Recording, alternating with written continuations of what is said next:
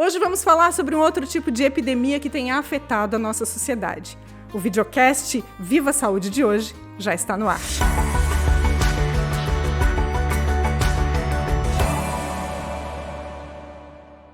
Na edição de hoje, vamos falar sobre um outro tipo de epidemia. Vamos falar sobre obesidade.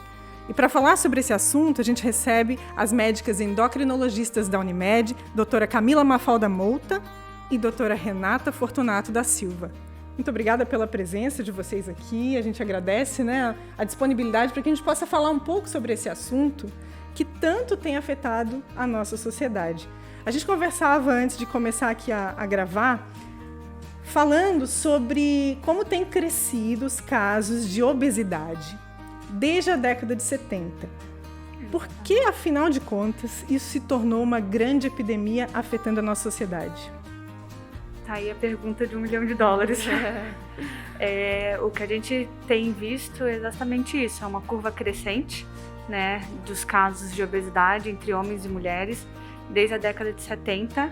E é uma curva ascendente. Nenhum país, não só no Brasil, como no mundo todo, nenhum país que tem um bem-estar social, que não está em guerra ou não está em alguma situação crítica, conseguiu diminuir os casos de obesidade ao longo desses anos, Então é um problema não só nosso, como do resto do mundo também.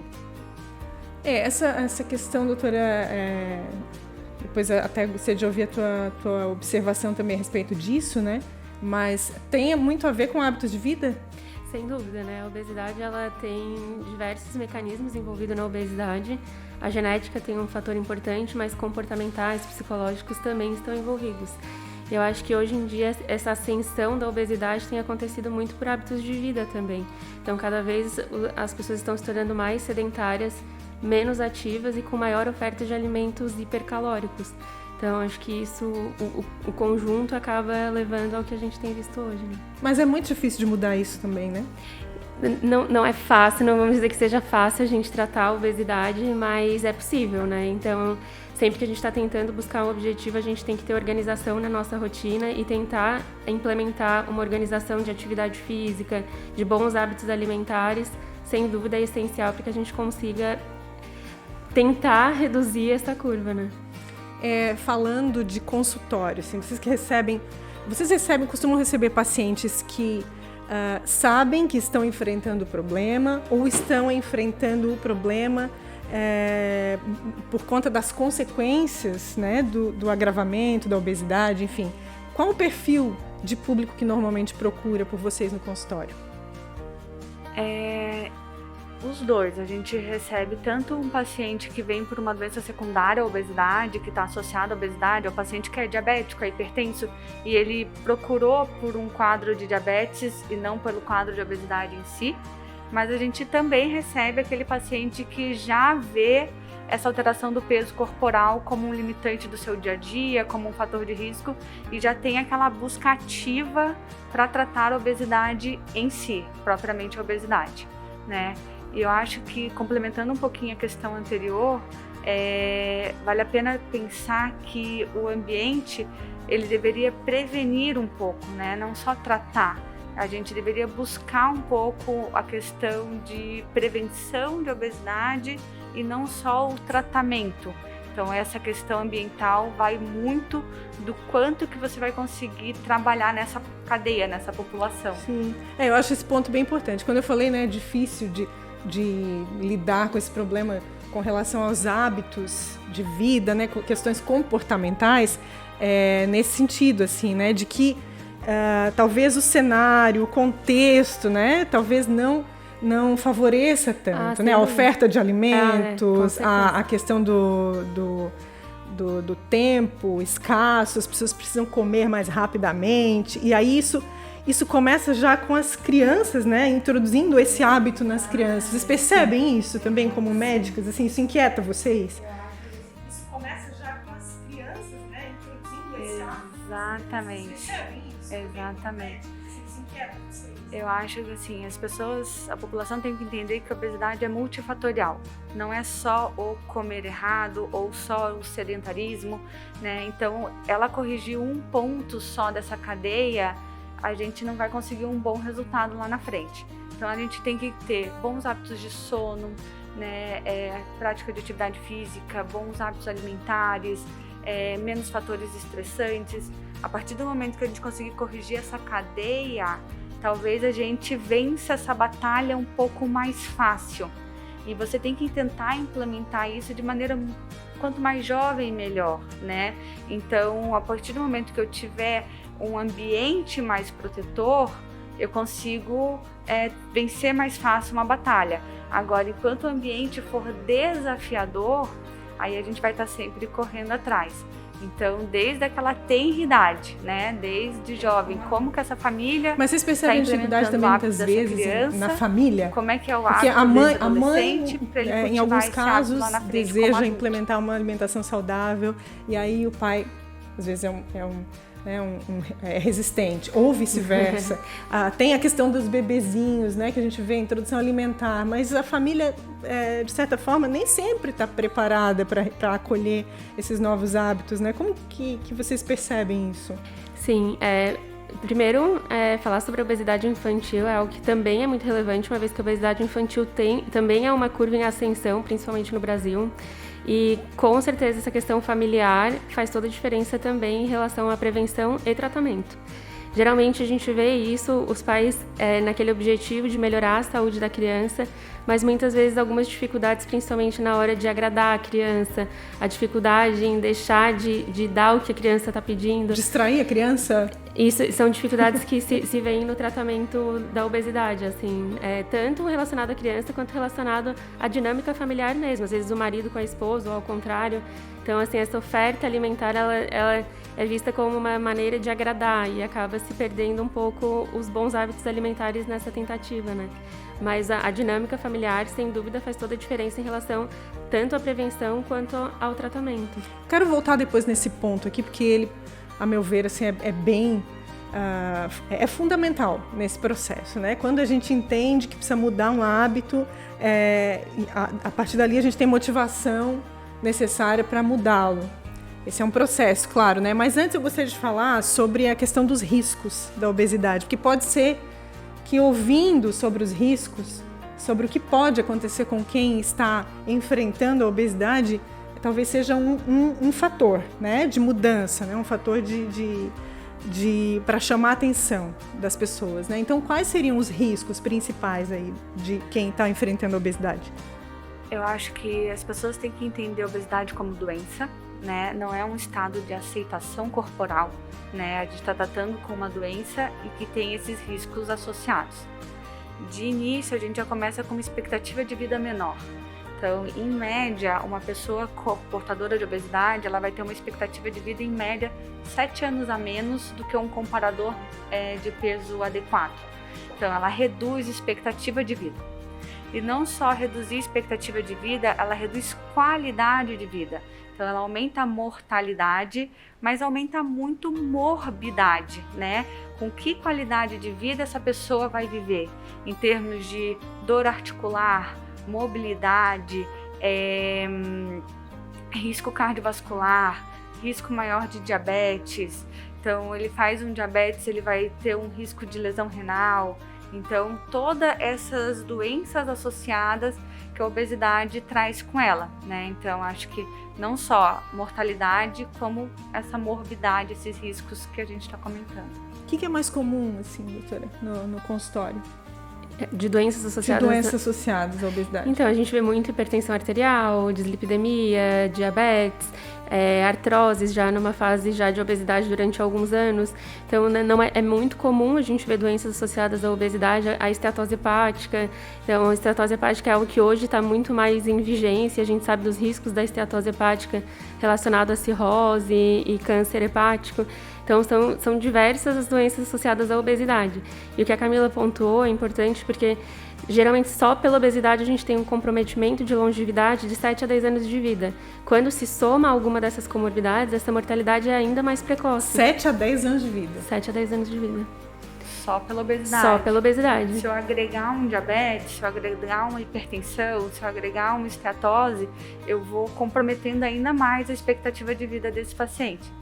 E eu acho interessante a gente falar que não só essas doenças mais comuns, né, mas coisas que a gente não mensura, por exemplo, infertilidade, dificuldade de gestar tanto masculina quanto feminina, câncer, né, a gente tem alguns tipos de câncer que estão relacionados à obesidade, incontinência urinária feminina, principalmente, que é uma coisa que pode limitar o bem-estar social dessa mulher.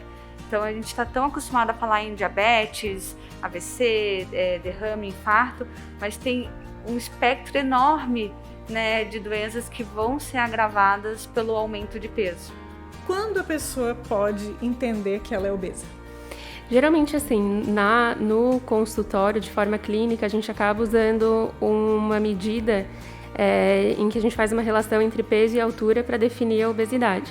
A gente sabe que essa medida, que é o chamado de IMC, Índice de Massa Corporal, a gente sabe que essa medida tem suas limitações, uma vez que a gente não consegue diferenciar a composição corporal, mas é o que a gente tem na prática clínica para essa definição. A obesidade a gente consideraria um IMC acima de 30, mas o sobrepeso, que é um IMC acima de 25, já está associado a um comprometimento, tanto de mortalidade quanto de doenças associadas à obesidade. As pessoas podem fazer esse cálculo? É difícil? Na verdade, o que a gente faz é pegar o peso e dividir pela altura ao quadrado. E aí você tem o resultado do seu IMC e aí já consegue ter uma ideia. Chegou no 25, a gente já é sobrepeso. Já é um alerta aí. Já é um alerta. Sobrepeso, não é obesidade ainda. Não é obesidade ainda. 30, considerado obesidade? Isso, acima de 30. Porque eu imagino que aconteça muito nessa não aceitação. Não, eu tô bem de saúde, me sinto bem, tô com o meu hábito instalado. Né? Eu não sei, imagino que isso seja comum, né? Não, as pessoas às vezes têm a dificuldade de perceber a obesidade como obesidade. Exatamente. E perceber a obesidade como doença. Então é muito comum a gente perguntar sobre a história familiar, uma vez que a obesidade tem um componente genético. E às vezes falam, não, minha mãe ela é que nem eu, não tem obesidade. E aí quando a gente vai fazer o cálculo, a pessoa é obesa, assim, tem obesidade, né? Então, às vezes essa percepção da obesidade é algo difícil.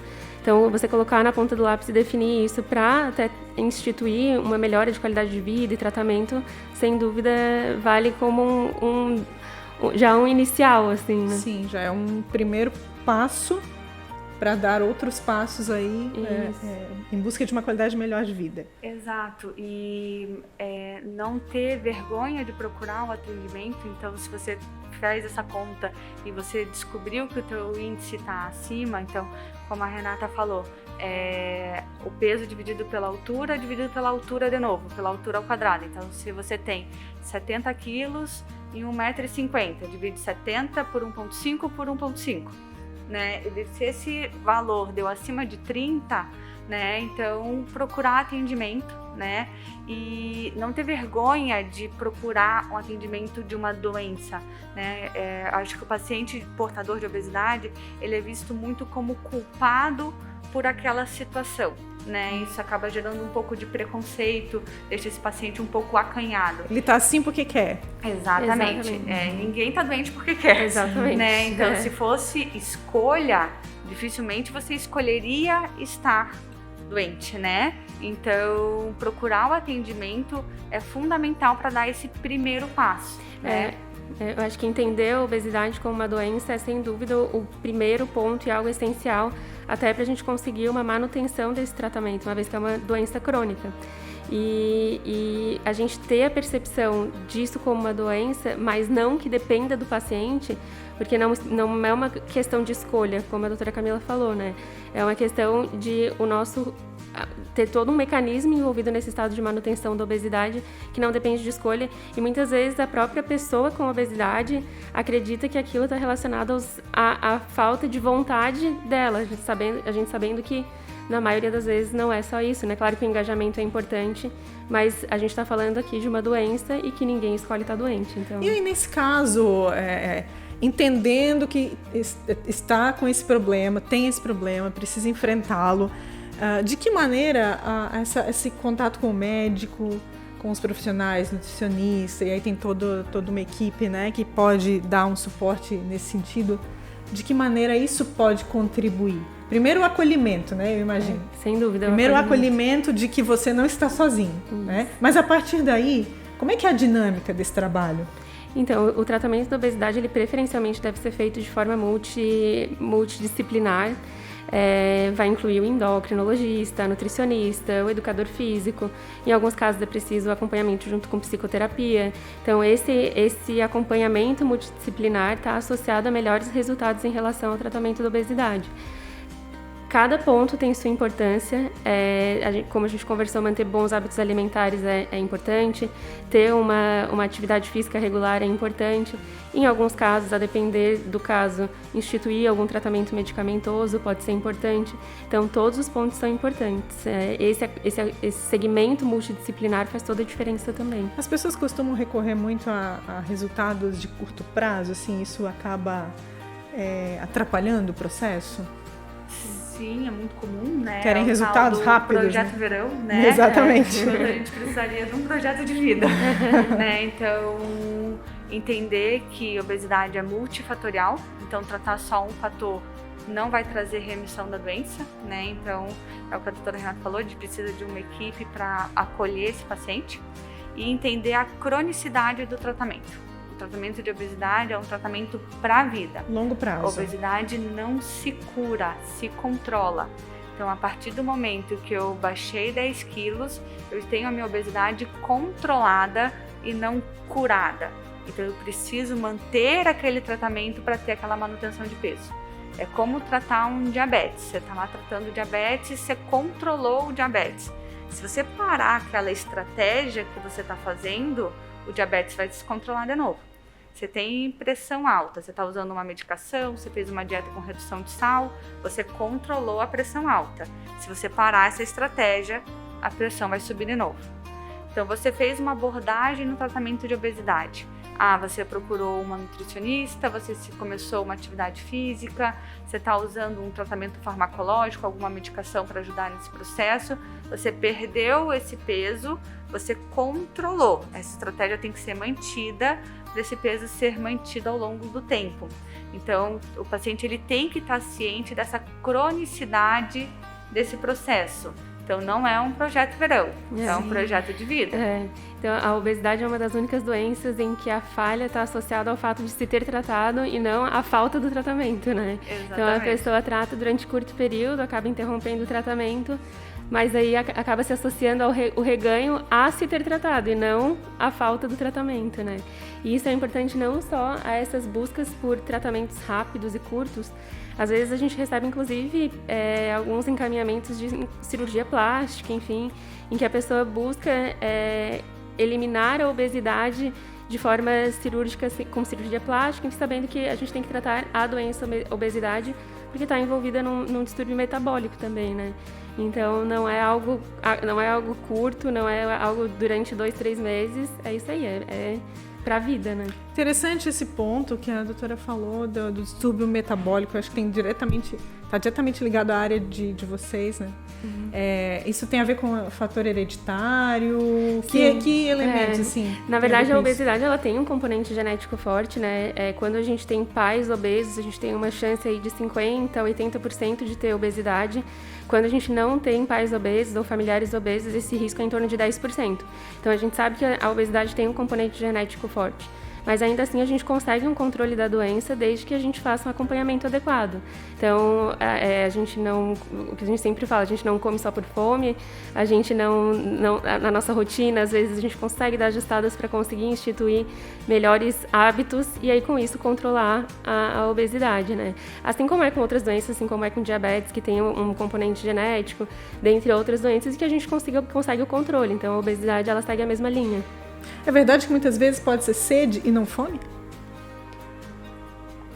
Eu defendo muito que o paciente sente fome, né? Então, o paciente obeso, e a gente está falando aqui do paciente portador de doença obesidade, eu não estou falando daquele paciente que é magro e quer ficar mais magro. O paciente de obesidade, ele tem um distúrbio de saciedade. Ele tem uma dificuldade de estar saciado. Ele precisa de um volume maior de comida para ter aquela... É fisiológico mesmo. Fisiológico. Ele quebrou o mecanismo de controle de fome dele. Se eu perguntar para você quanto que você bebeu de água durante um dia, você não mensurou isso, mas você bebeu a quantidade necessária para você. E se eu perguntar quanto que você vai comer, você não mensura. Você come de maneira automática. O teu organismo busca aquela energia para manter o seu peso. Isso é normal, gente. Normal, exatamente.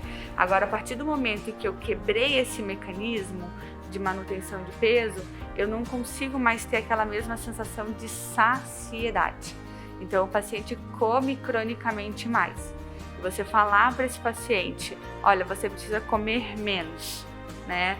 Às vezes só por foco, fé e motivação, isso tende a ser falho no tempo, né? Ele, enquanto estiver extremamente engajado, enquanto ele estiver extremamente motivado, talvez ele consiga manter bem. Mas você tem que saber, esse paciente tem que saber que justamente na falha da motivação, na falha do engajamento, ele tem que aderir mais ainda à equipe. Porque o que acontece é que ele, na falha desse engajamento da motivação, ele reganha peso, ele fica acanhado, envergonhado e abandona o tratamento. Ou seja, quando ele acha que tá ganhando, que o jogo tá ganho, exato, ele fica ligado, porque aí é que tem que redobrar os cuidados. Ele precisa, naquele momento que ele falhou, que ele não tá conseguindo manter, aí que ele tem que se agarrar à equipe. Aí que ele tem que vir buscar o tratamento, né? Não adianta, ele fica acanhado, ele fica envergonhado, aí eu não voltei mais porque eu ganhei peso e agora eu fiquei com vergonha de voltar na nutricionista, fiquei com vergonha de voltar naquele profissional. Não, aí nesse momento é que ele tem que retomar o tratamento para se engajar e se motivar e ver se tem alguma estratégia que a gente consiga fazer, desde nutricional, desde medicamentosa, para manter aquele resultado mais estável. Por mais que a gente tenha tido uma oscilação, resgatar esse paciente é fundamental, antes que ele reganhe muito peso, né? Então, acho que cronicidade, engajamento, equipe, né? E um paciente orientado é fundamental, né? E não só por parte de paciente, né? Acho que por parte de profissional até de saúde, às vezes. Às vezes a gente vai ter um profissional ou outro que não está habituado a lidar tanto com esse paciente e acaba orientando, não, mas come menos. Não é só o fato de comer menos, é comer menos, comer certo e ajustar um ambiente que vai trazer sustentabilidade.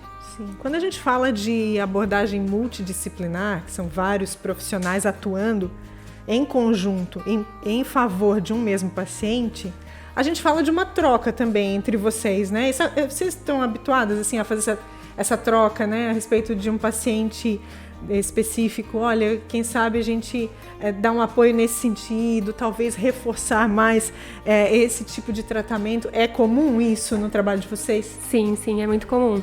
Com todos os membros da equipe, então, principalmente a depender de alguns pacientes que têm uma necessidade um pouco maior, essa troca, às vezes, ela é essencial para a gente conseguir um bom resultado. Com o nutricionista, com o psicólogo, com o psiquiatra, às vezes, até quando a gente decide um tratamento medicamentoso, às vezes esse conjunto, a troca com o psiquiatra para definir a melhor medicação, mas com a Nutri também, a gente sabe que alguns pacientes têm alguns limitantes e você ter essa troca com a nutricionista é importante, até porque a gente muitas vezes institui medicações que têm um perfil de ação e se o plano alimentar não se enquadrar aquele tipo de efeito, talvez a gente não consiga o resultado adequado. Então, essa troca faz toda a diferença também, sem dúvida nenhuma. A dinâmica do tratamento, né? Deixa eu falar de uma informação importante aqui. A gente, falando de faixa etária, né? Tem dados que mostram que no Brasil, 1 em cada 4 pessoas de 18 anos está obesa, né? E isso é um número muito significativo, né? A gente está falando aqui de um público jovem, muito jovem. Falamos aqui de obesidade infantil, a gente sabe que culturalmente esse hábito ruim, ele se instala já na infância, né? Mas falando dos jovens aí, que é um público que tem acesso a tanta informação, via de regra, né? Eles têm acesso a tanta informação, a tanta orientação, né? Esse público, como é a abordagem com esse público específico dessa faixa etária? Então, acho que na década de 70 eram 2% da população, né, com obesidade no Brasil, né? Se a gente for olhar a Vigitel e pesquisa de orçamento familiar da década de 70, a gente já tinha em média de 2 a 3% da população em obesidade. Hoje a gente tem 25%. Então, o que está acontecendo que a gente está ganhando peso progressivo? é difícil, você tem que mostrar para o jovem ou para essa população que ele tem que trazer a informação que ele tem do ponto de vista prático, né? E diante do que a gente se expõe no ambiente, a gente gera uma dificuldade. Porque de uma maneira geral, a gente não come muito de alimentos, muita quantidade de alimentos triviais. Você não come salada comida de verdade. Você não vai comer uma salada em excesso, em quantidade. Você não vai comer uma fruta em quantidade. Mas sempre que você está diante de alimentos muito agradáveis ao paladar, que a gente chama dos ultrapalatáveis, você come além da sua necessidade energética, né? Você já atingiu a necessidade energética, mas você persiste se alimentando pela palatabilidade. É sentar na frente da Netflix e Exato. Comer sem perceber, é isso? Exato, e um alimento extremamente agradável ao paladar. Se ele não for extremamente agradável, você para. Mas se você está diante de um alimento que é muito agradável ao paladar, e esses alimentos no geral são muito calóricos, você continua comendo e você dá um gatilho para o teu ganho de peso.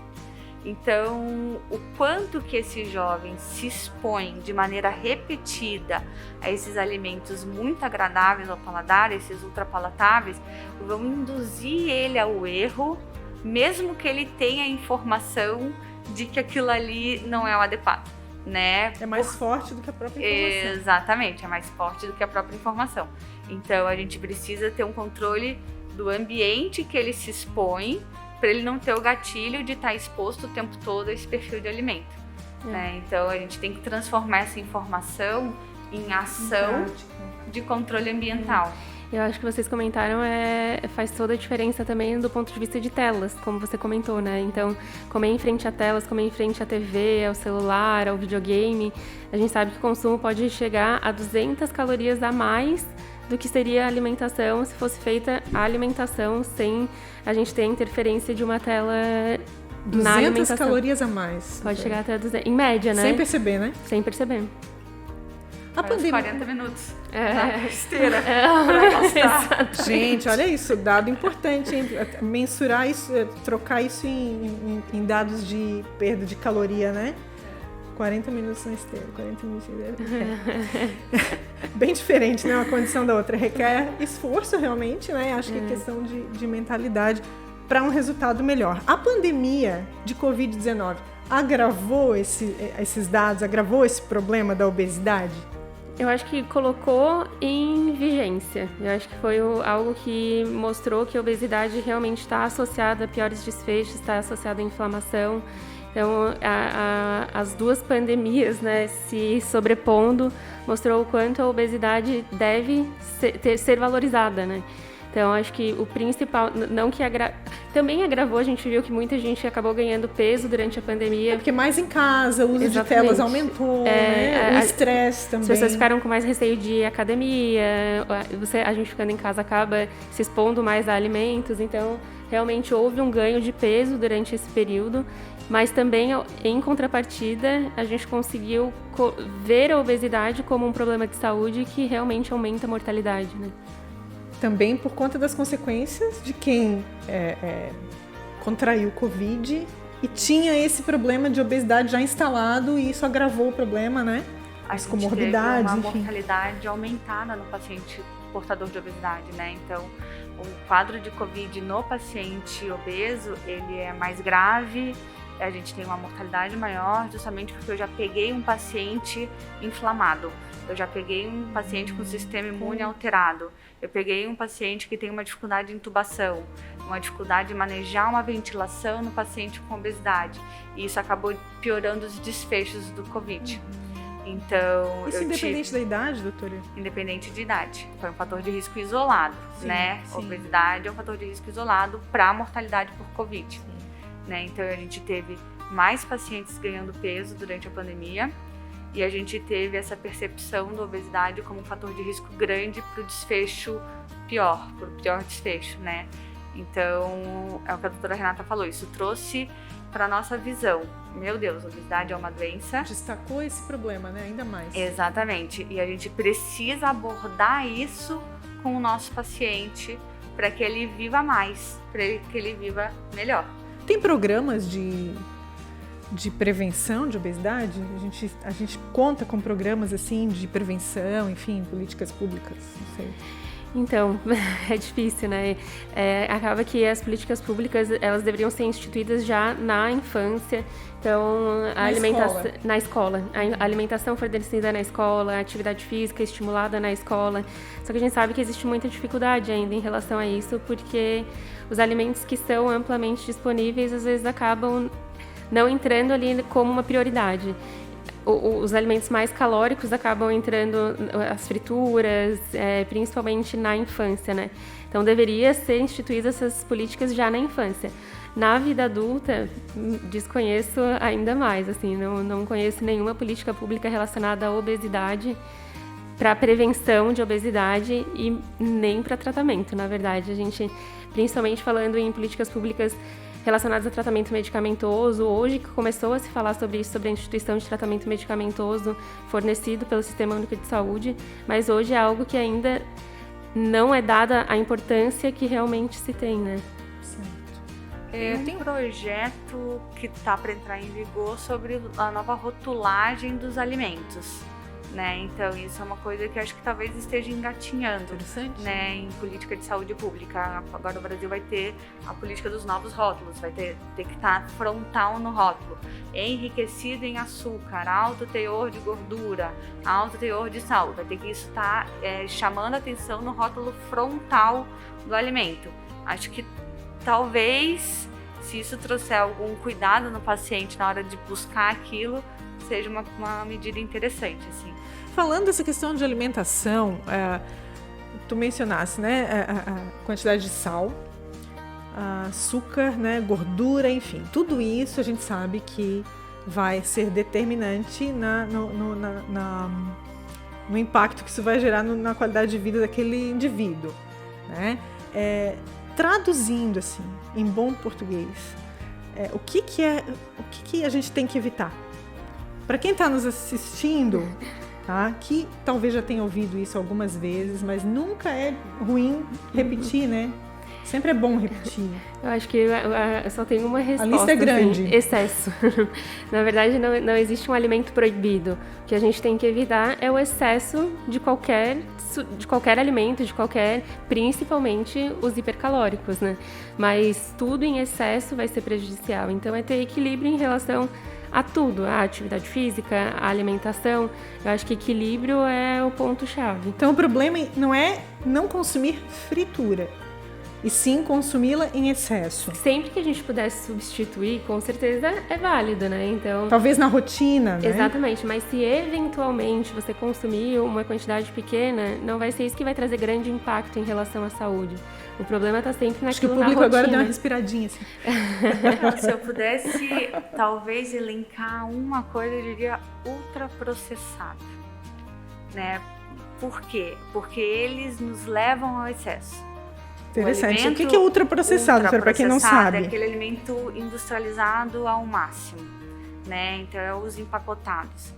Porque o que acontece? Tudo que vem em pozinho, assim, muito pozinho. Justamente eles vão ser enriquecidos em gordura, em açúcar e sal para ficar muito agradável ao paladar. Então, sempre que eu torno o alimento muito agradável ao paladar, isso me leva a comer mais. Então, eu vou fazer um frango frito no azeite. Ótimo, né? Fui lá e comi. Agora, eu vou fazer um nuggets. Opa, ele foi acrescentado gordura, ele foi acrescentado sódio, ele foi acrescentado tempero, ele ficou muito mais agradável ao meu paladar. Eu vou comer mais.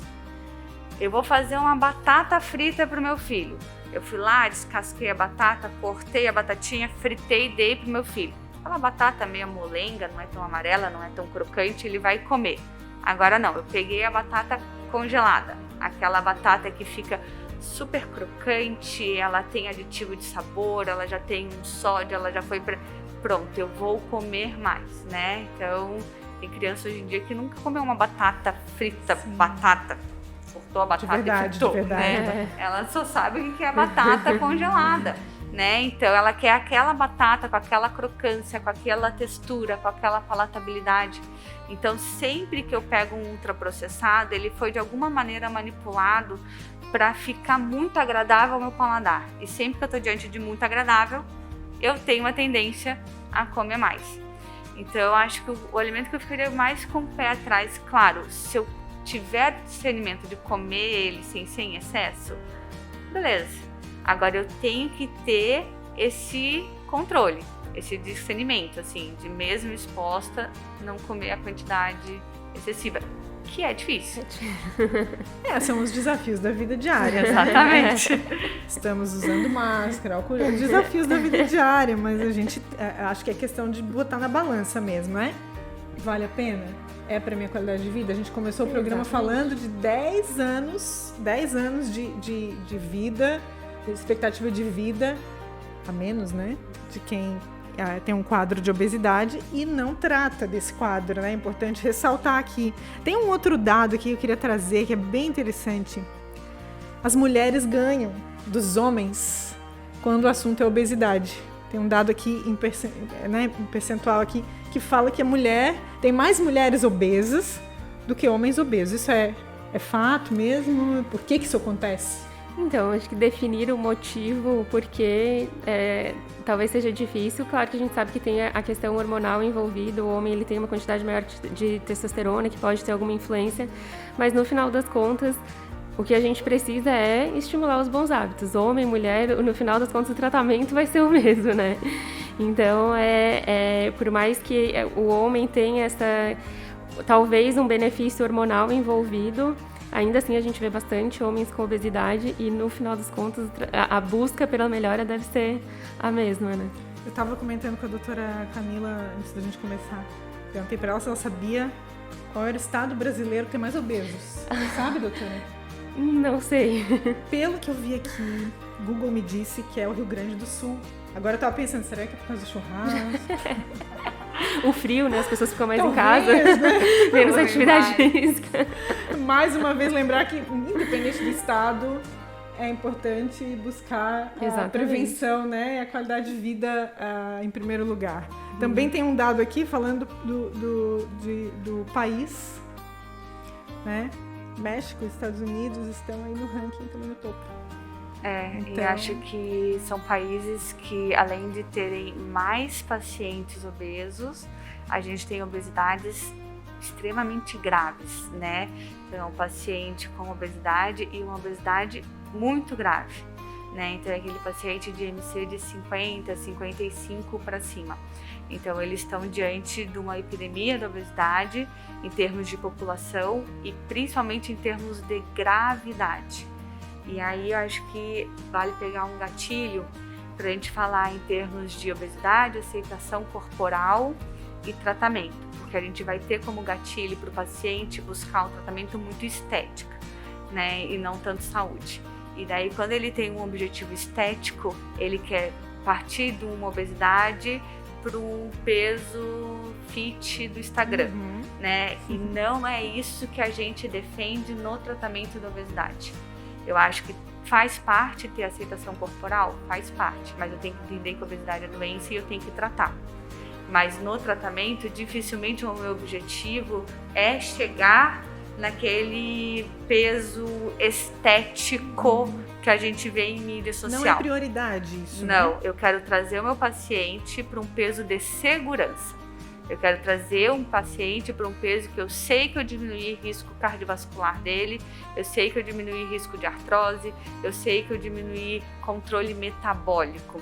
Então a gente está falando de uma média de perda de 15%, 10, 15% do peso total, a gente estaria num bom parâmetro de segurança, né? Então tem que ter essa percepção, que quando a gente vai tratar um paciente que tem uma obesidade mais grave, não necessariamente ele vai ter que chegar dos 150 quilos para os 70 quilos.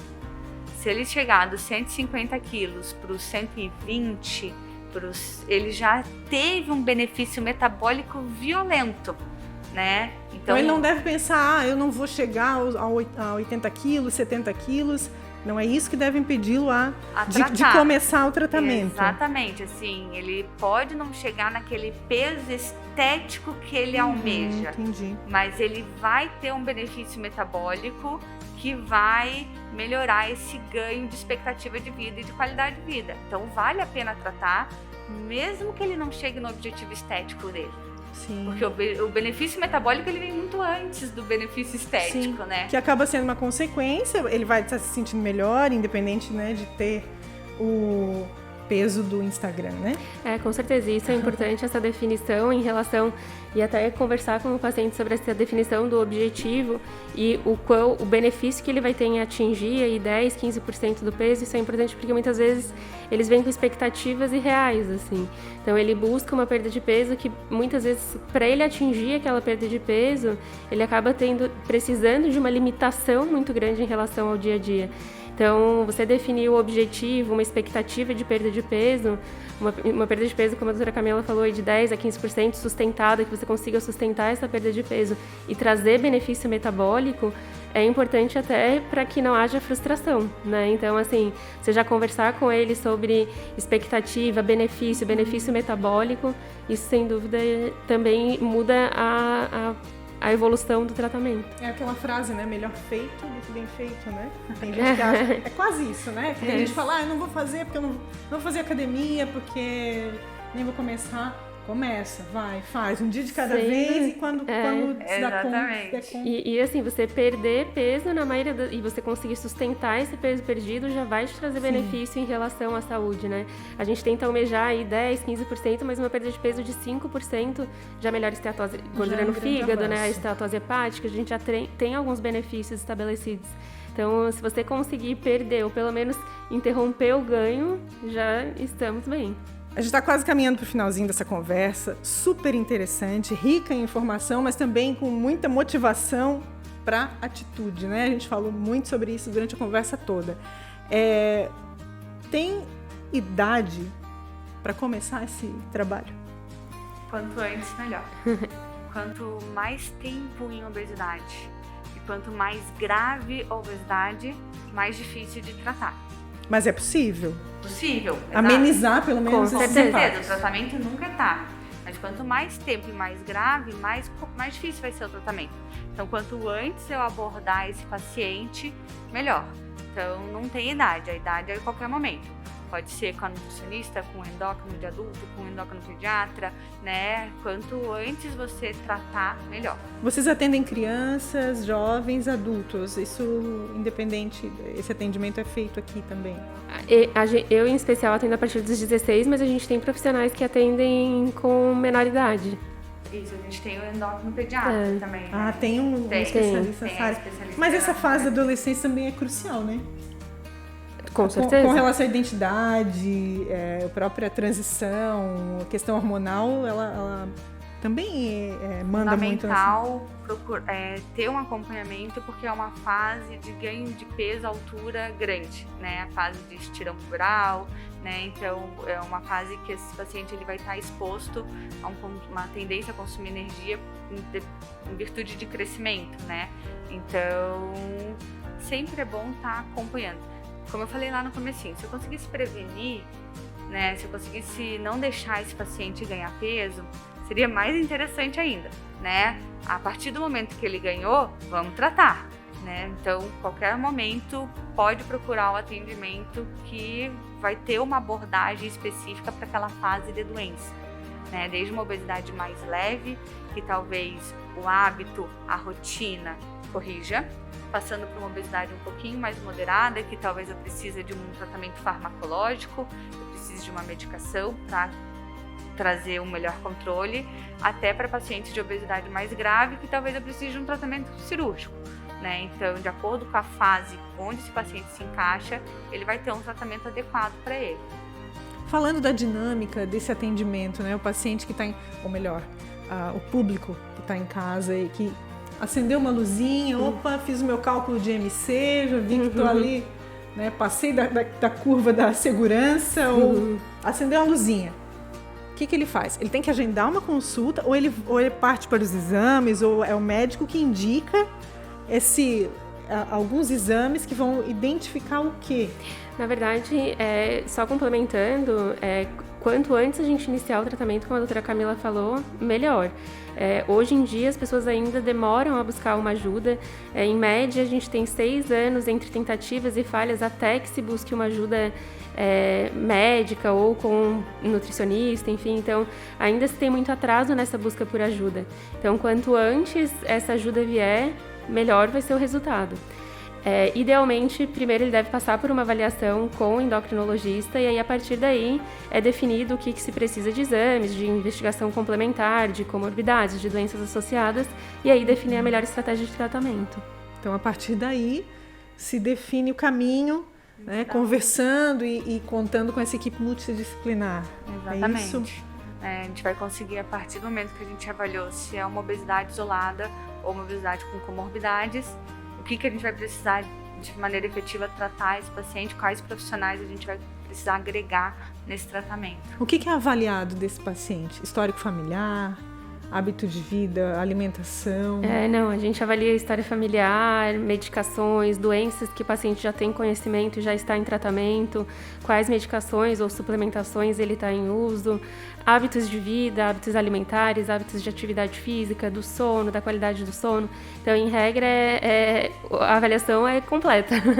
Então, a gente tem que definir desde lá do início, desde a genética até todos os hábitos alimentares e aí instituir o melhor tratamento. Muito bem. O que para vocês, como médicas, né, atuando nessa área, muito além da técnica, né, essa questão humanizada de relacionamento com o paciente, né? Como que vocês se sentem, assim, como médicas, tratando desse problema que é tão crônico?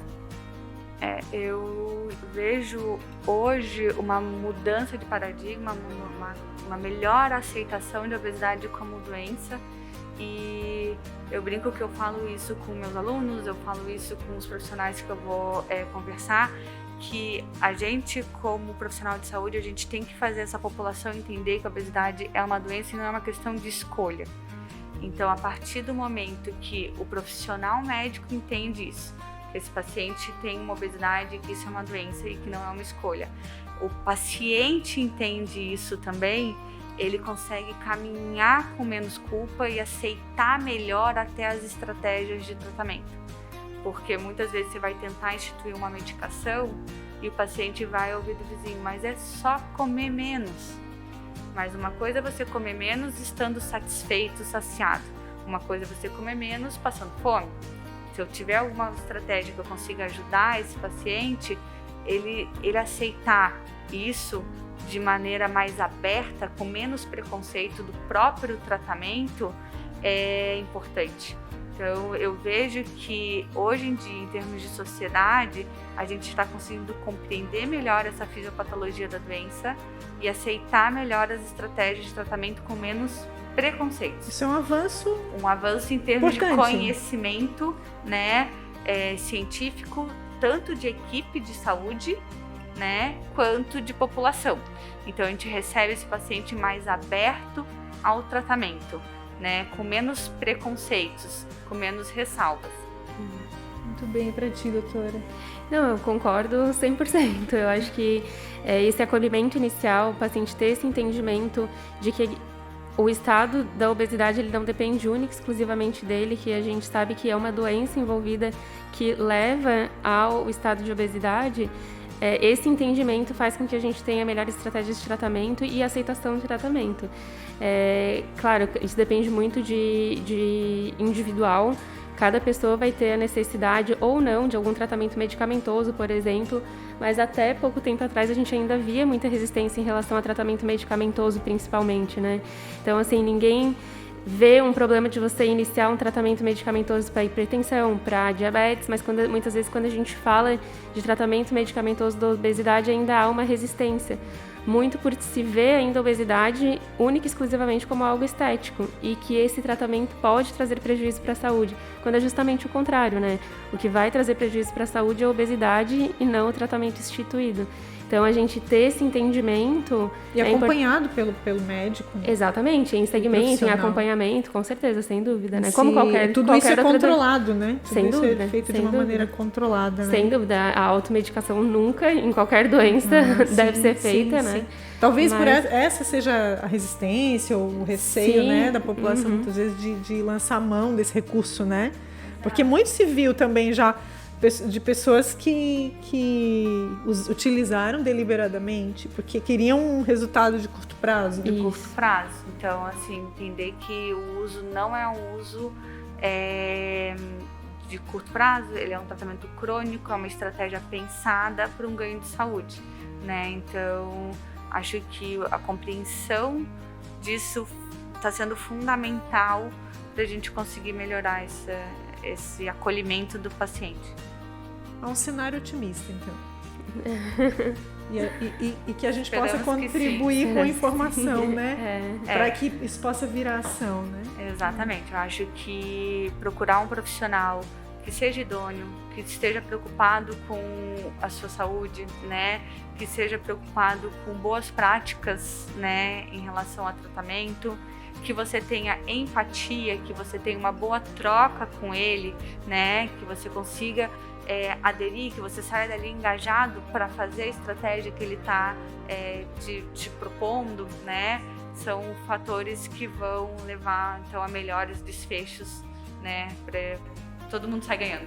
Muito bem, gente, estamos encerrando esse bate-papo, né? Essa conversa muito produtiva, a meu ver, assim, né? Sempre é importante falar sobre esse assunto, entendê-lo como uma epidemia, né? Algo que precisa ser controlado e que pode ser controlado, pode ser prevenido, né? E a gente conversou hoje então com as doutoras Camila Mafalda Mouta e com a doutora Renata Fortunato da Silva, médicas endocrinologistas da Unimed. Quero agradecer a presença de vocês aqui no nosso videocast. Muito importante esse espaço aqui para a gente poder falar sobre esse e outros assuntos. Muito obrigada, tá, doutoras? Eu que agradeço. E a gente encerra então essa conversa. A gente espera que você tenha gostado. Participe também mandando a sua dúvida nos canais da Unimed Tubarão. E a gente vai estar aqui trazendo novas pautas para falar sobre saúde para você. Até o próximo episódio.